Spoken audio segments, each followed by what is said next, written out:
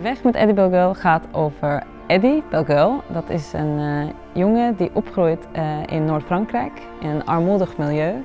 En hij worstelt heel erg met het milieu waar hij in opgroeit. Hij worstelt met zijn seksualiteit. En dit is een coming-of-age verhaal. En je volgt hem eigenlijk in zijn kinderjaren totdat hij een puber wordt en uiteindelijk het huis uitgaat. Bedo, Grietje, AIDS-patiënt. Hij is zelf homoseksueel en hij strijdt met die geaardheid dat hij niet past in het beeld wat mensen verwachten van een man. Hij wordt niet geaccepteerd voor wie hij is. Dat heeft hij op dat moment denk ik niet eens zo bewust door, maar daar komt hij gedurende het verhaal achter. Ik had nog nooit een stijve gehad bij een meisje. Ik was genezen. Ik was genezen.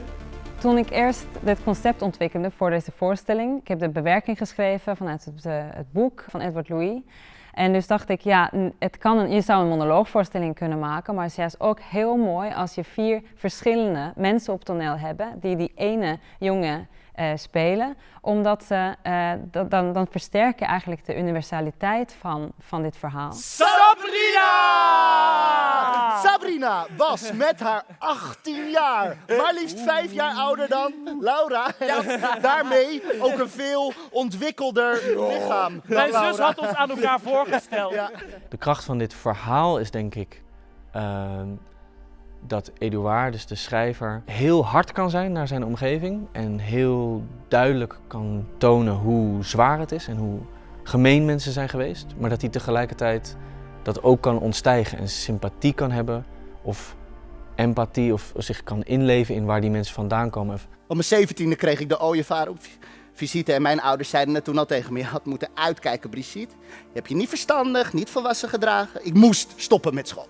Wat ik heel indrukwekkend vind aan het boek, maar wat ik hoop dat wij ook met de voorstelling laten zien, is dat hij heel duidelijk aangeeft dat dat probleem niet alleen bij dat dorp ligt. Dat dat met een veel groter systeem te maken heeft, waar hij onderdeel van is en in dit geval ook slachtoffer, maar zijn familie of de andere dorpsbewoners of zijn schoolgenoten net zo goed. Ik heb astma en jullie weten best wat oma's overkomen, dat je dood kunt gaan aan een astma-aanval. Dat is niet onmogelijk, niet ondenkbaar. Wat is dit nou, die praatjes over oma en astma, jongen?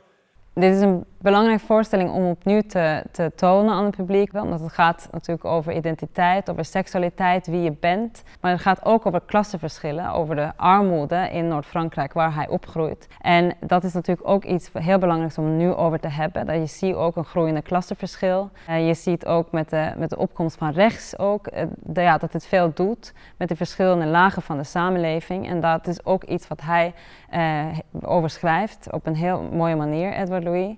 Hij probeert eigenlijk de stem te zijn van de arbeidersklasse en hij probeert met empathie daarnaar te kijken en hij probeert te begrijpen waar de haat vandaan komt die hij heeft gevoeld en hij heeft ervaren van de mensen in zijn milieu. Vandaag word ik een vechter! Vandaag word ik een vechter! Vandaag word ik een vechter! Vakken voetballen. Ja, vandaag word ik een vechter!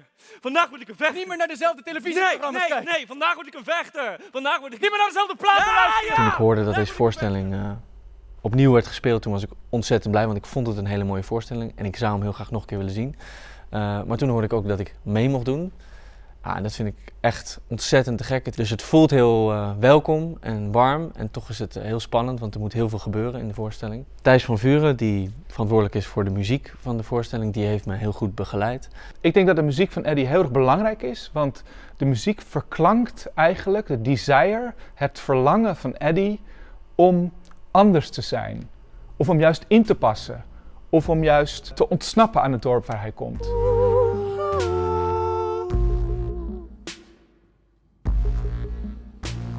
You took my heart. You did things Het verhaal van Eddie speelt af in de jaren 90 in een dorpje in Noord-Frankrijk.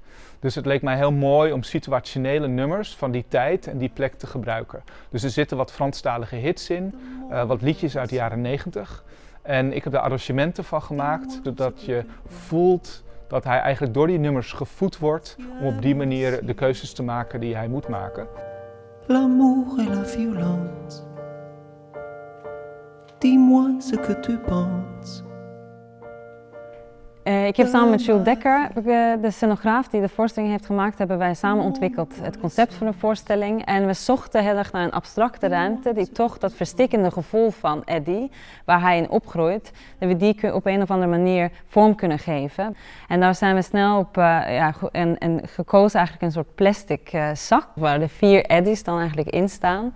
En die gaat aan het begin helemaal omhoog en die gaat langzamerhand dan meer naar beneden. Kom maar, staan!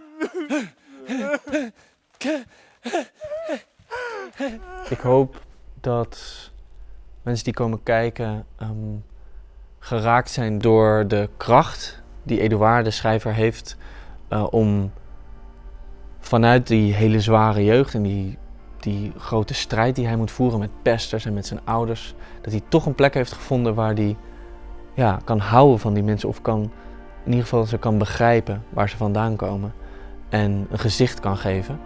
En dat het niet per se een strijd tegen mensen is, maar tegen een systeem of tegen armoede.